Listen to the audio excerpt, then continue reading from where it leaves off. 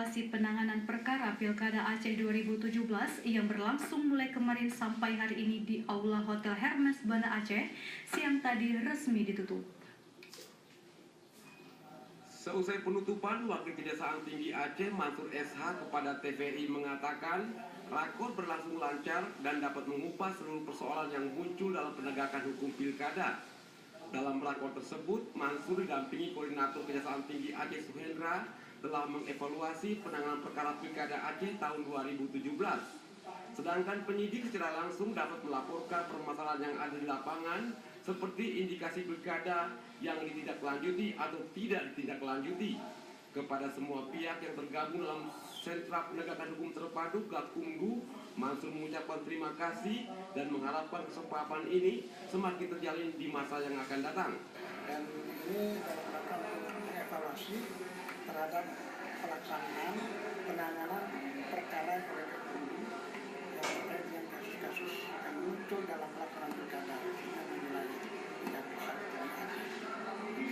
karena tadi sudah banyak diminta oleh Bapak Kejati sendiri pada saat pembukaan kemarin oleh Bapak Kejati, dan karena pembukaannya memang dalam hal itu diikuti oleh 125 peserta dari para ahli dan koordinator kejaksaan tinggi atas di Kejaksaan Negeri, wilayah Kejaksaan Negeri Aceh, dan juga beberapa instansi sebagai narasumber ada 4 orang itu sudah narasumbernya, di mana itu dibahas dan dievaluasi terkait dengan masalah-masalah yang muncul dalam pelaksanaan pilkada, sehingga para warga hukum ini bisa mengevaluasi apa hal yang kurang dalam penanganan tersebut dan apa yang sudah dianggap lebih baik sehingga bisa ditingkatkan ke depannya lebih profesional dan lebih meningkat pelaksanaan hukum yang terkait masalah penyelesaian sengketa pilkada